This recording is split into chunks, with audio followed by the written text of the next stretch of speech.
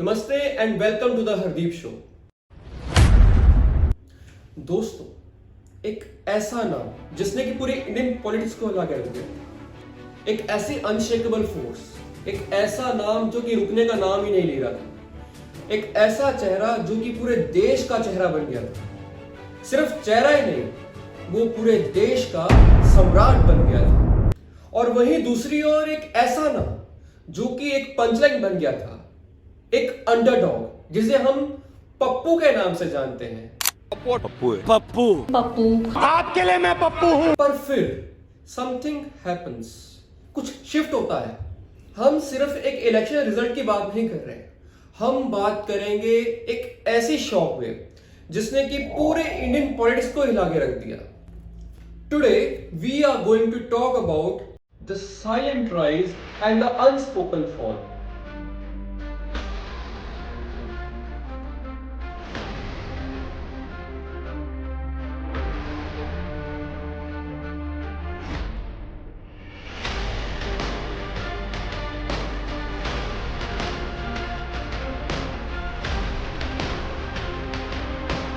आइए अब चलते हैं 2014 में। नरेंद्र मोदी की विक्ट्री सिर्फ विक्ट्री नहीं थी, एक जश्न बन गया था। एक ऐसा जश्न जिसने कि कांग्रेस पार्टी को धक्का दे दिया। उनके अच्छे दिन वाले प्रोमिसेस ने तो कांग्रेस पार्टी की नींदें उड़ा दी और हर इंडियन के मन में एक आस जगा दी। अच्छे दिन। हालांकि वो प्रोमिसेस अभी तक कंप्लीट नहीं हुए, फुलफिल नहीं हुए, हम आगे बात करेंगे वीडियो में। मोदी जी का ऑरा तो बढ़ता ही जा रहा था, और भाई क्यों ना बढ़े। मोदी जी ने काम ही ऐसा कर दिया था कि जो पॉसिबल ही नहीं था। इतने डेकेड्स के बाद एक सिंगल पार्टी ने मेजोरिटी को हिट किया।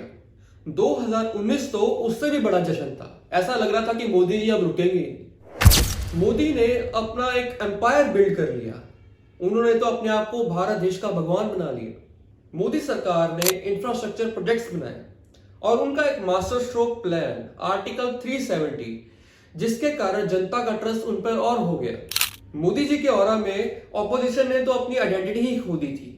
ऐसा लगता था कि कांग्रेस पार्टी एग्जिस्ट ही नहीं करती। राहुल गांधी और Sonia Gandhi meme of the nation बन के रह गए थे। अब 2024 की इलेक्शन में सवाल ये नहीं था कि मोदी जी जीतेंगे या नहीं जीतेंगे, सवाल बस इतना था कि मोदी जी कितनी सीटों से जीतेंगे।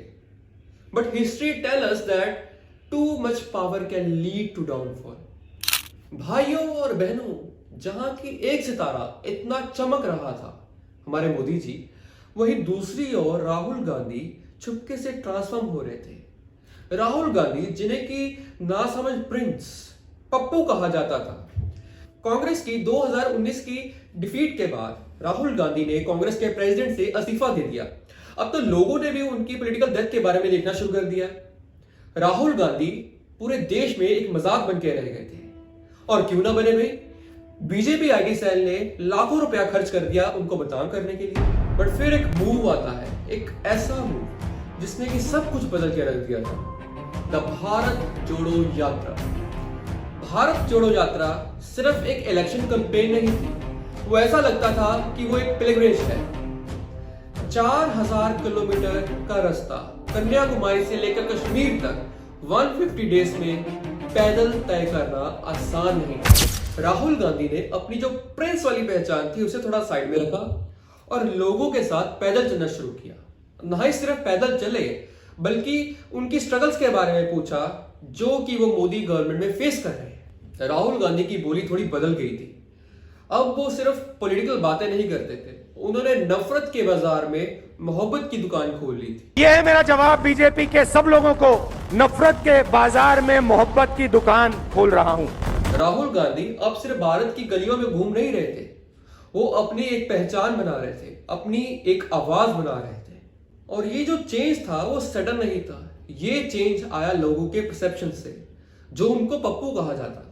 अब राहुल गांधी असली मुद्दों की बात करने लगे थे, वही मुद्दे जो देश का हर इंसान फेस कर रहा था, चाहे वो अनएम्प्लॉयमेंट हो, इन्फ्लेशन हो या इनइक्वालिटी हो। अब जहां की मोदी सिर्फ मंदिर मस्जिद धर्म की बातें कर रहे थे, वही राहुल गांधी ने असल मुद्दों की बात की।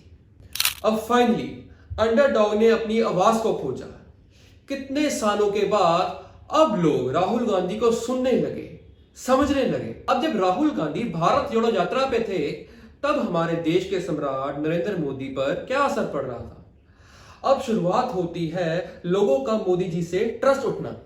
ये क्रैक्स क्या थे, आइए अब डीपली जानते हैं इसे। अब पहला फैक्टर है इकोनॉमी फैक्टर। यूथ अनएम्प्लॉयमेंट तो शुरू से एक मुद्दा रही, शुरू से एक प्रॉब्लम रही, और फार्मर्स ने भी कई महीनों तक दिल्ली में प्रोटेस्ट किया, और महंगाई ने तो लोगों के घरों का बजट ही हिला दिया। अब अच्छे दिन वाले सपने जो दिखाए थे वो तो सपने ही बन के रह गए थे। अब जब मोदी जी का फोकस अंबानी और अडानी की वेल्थ को कैसे इंक्रीज करना है उस पर हो, तो वो देश के मुद्दों पर कैसे ध्यान दें। ये तो बात रही इकोनॉमी नैरेटिव की। अब बात करेंगे दूसरे फैक्टर की, जो है पॉलिटिकल नैरेटिव। बीजेपी का वन नेशन वन लीडर का जो नारा था, उसने लोगों को पकाना शुरू कर दिया था। हालांकि स्ट्रॉन्ग लीडरशिप एक ट्रू वोटर से बनती है, लेकिन जो वोटर है वो अकाउंटेबिलिटी भी मांगते हैं। अब जो बीजेपी बार बार 400 पार 400 पार 400 पार कर रही थी, उसने कांग्रेस और कई लोगों के मन में डर बैठा दिया था। पूरा देश कह रहा है अब की बार। फिर आती है 2024 की इलेक्शंस, एक ऐसा ट्विस्ट। ये सिर्फ जो नंबर्स नहीं थे, एक स्टोरी बन के रह गए थे। पहली बार 10 सालों में बीजेपी अपने बलबूते पर मेजोरिटी हिट नहीं कर पाई। बीजेपी को अपने एलायंस पर रिलाय करना पड़ा, चाहे वो हो नीतीश कुमार, चंद्रबाबू नायडू, चिराग पासवान या हो एकनाथ शिंदे। बीजेपी का वन नेशन वन लीडर वाला जो सपना था वो टूटता दिखाई दे रहा था। उनका जो 400 पार 400 पार 400 पार का नारा था वो तो रह गया। अब तो ये जो शॉक वेव आई, उसका पूरे इंडिया पर क्या इंपैक्ट पड़ा। पहला इंपैक्ट पड़ा ऑपोजिशन पर। ऑपोजिशन बन गई स्ट्रॉन्ग, राहुल गांधी बन गए ऑपोजिशन के लीडर। अब राहुल गांधी वो पप्पू नहीं रहे, राहुल गांधी अब बीजेपी पर सवाल उठाने लगे, क्रेडिबिलिटी से बोलने लगे। नरेंद्र मोदी जी पूरा हिंदू समाज नहीं है, बीजेपी पूरा हिंदू समाज नहीं है। नमस्कार मोदी जी, थोड़ा सा घबरा गए क्या? अब भारत जोड़ो यात्रा ने ये तो साबित कर दिया था कि लोगों के साथ मिलकर उनकी प्रॉब्लम्स को समझना एक सिग्निफिकेंट इंपैक्ट डाल सकता है। अब वापसी हुई कोलिजन गवर्नमेंट की। अब जो बीजेपी 400 पार की सीट लेकर डिक्टेटरशिप चलाना चाहती थी, अब वो उनका सपना रह गया। अब पार्लियामेंट में ग्रेटर डिबेट्स देखने को मिलती है, एक अकाउंटेबल एंड एक रिस्पॉन्सिबल गवर्नमेंट देखने को मिलती है। अब दिखता है the dynamics of alliance are back to the table and finally it's a testament for Indian voters. अब जनता ने डायरेक्टली तो लीडर को रिजेक्ट नहीं किया, पर उन्होंने उसकी डिक्टेटरशिप वाली डोमिनेंस को जरूर रिजेक्ट कर दिया। अब बात यह भी है कि राहुल गांधी ने बीजेपी की 2024 की विन को फर्जी बताया, वोट चोरी बताया। हालांकि उन्होंने इसे पूरे फैक्ट्स के साथ प्रूव किया। हम अगली वीडियो में इसके बारे में डिटेल में बात करेंगे, पर जनता ने भी दिखा दिया कि हम सिर्फ मंदिर के नाम पे वोट नहीं देंगे जी। अब ये जो मोदी जी का अनस्पोकन फॉल है, ये सिर्फ एक पॉलिटिकल स्टोरी नहीं है, ये देश के लिए बदलाव है।